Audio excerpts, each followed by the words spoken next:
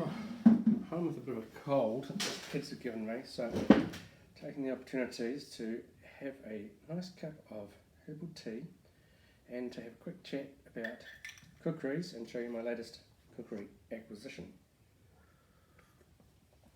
Now, kukri is a Nepalese tool.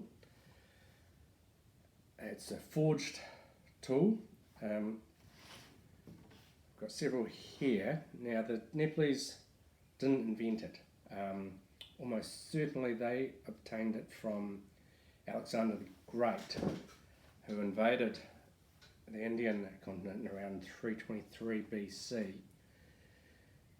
Alexander probably didn't invent it either, or the Greeks didn't. They probably got it from the Kailash, which was an Egyptian tool from about 2500 BC.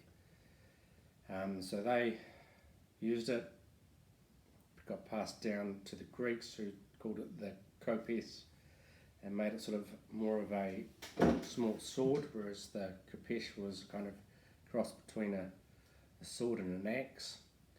And then I suspect that when Alexander invaded the Indian subcontinent, or got there, but everything else in between, that's probably when it got picked up by people who became the Nepalese. So saying that, the Nepalese are the people who still produce them and make them and use them. They're an everyday tool for them. They are used for cutting, for preparing wood, for building. They basically do everything for them. The reason is because, one, they're very useful. Two, because they don't have a great deal of money, so they use one tool for everything. But they are extremely useful. Now, I'm going to talk about several.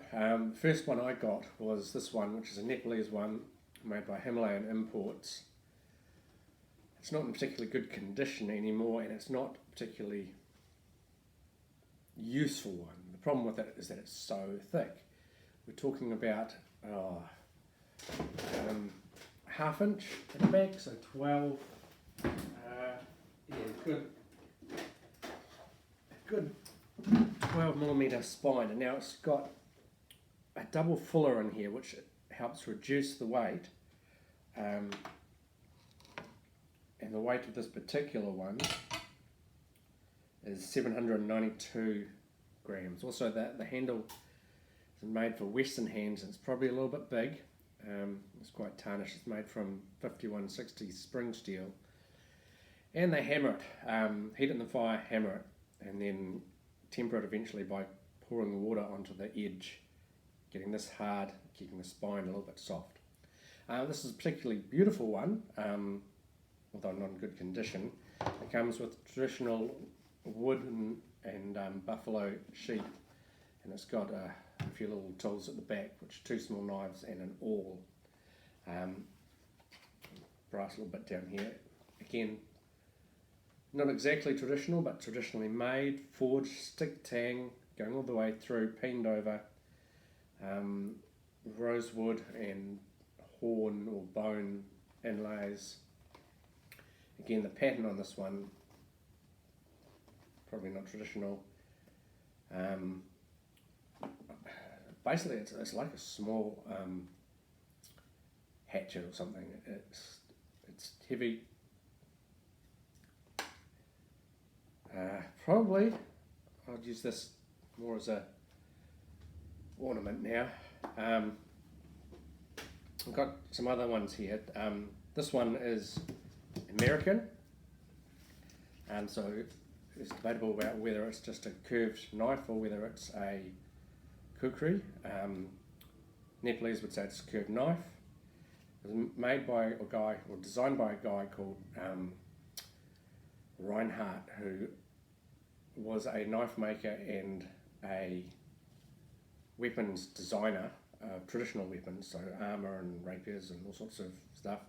He kind of fell in love with the kukri and went to Nepal and studied them and talked to people who used them, and came back and had this design made, which was his interpretation of one. very good. This one's actually made by Kailash. It's a BK21. Very useful, very handy. I've changed it ever so slightly by taking out the traditional screws and replacing them with different ones and putting a liner in it. Weight wise, it comes in at 650 grams. Very, very handy. Comes with a very poor sheath, in my opinion.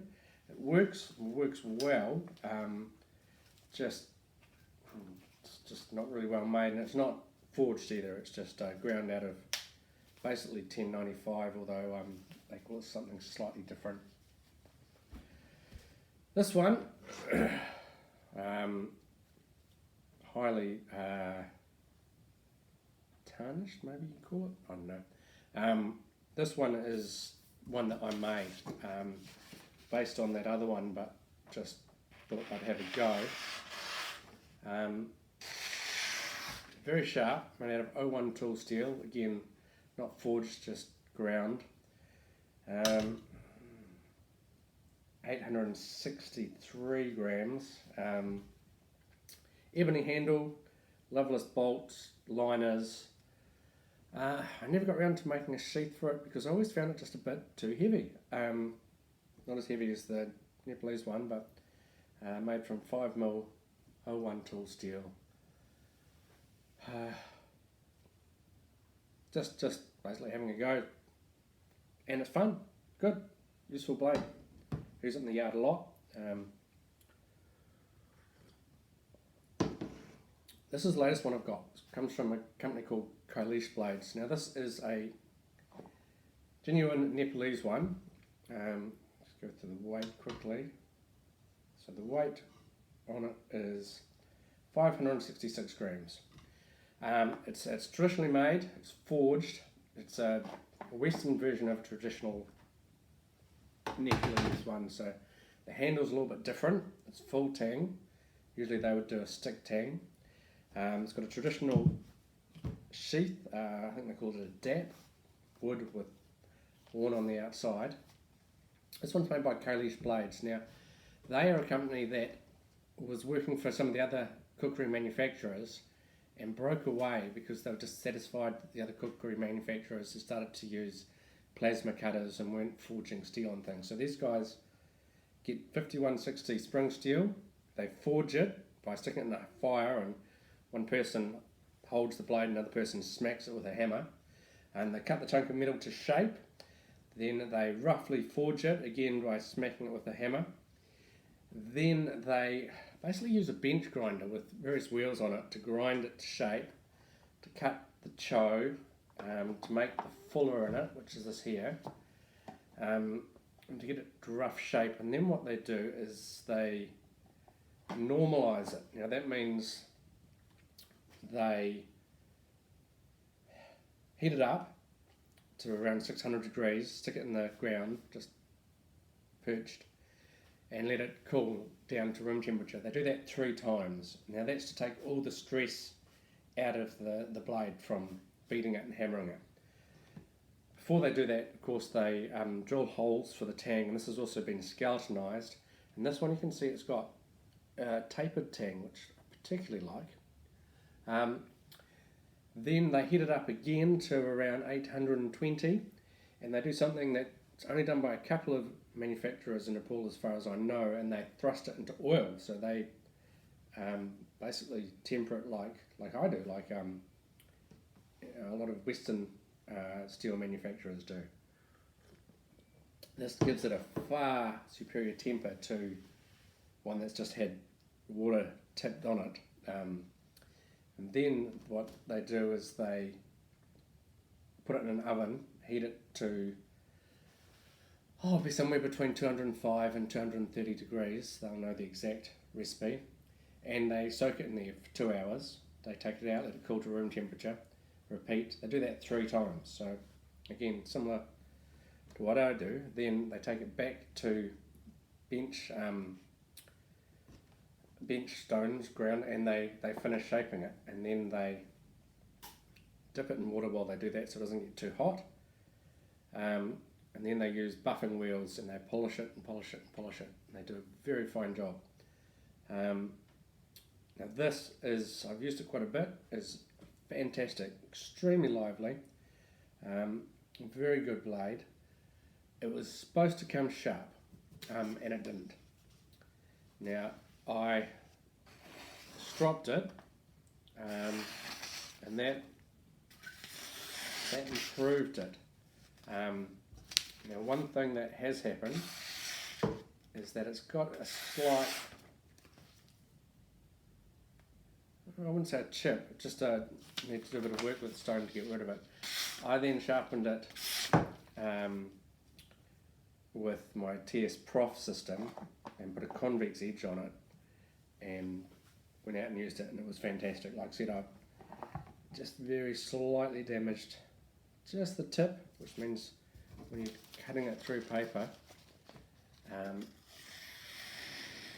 slowly it can just catch just there.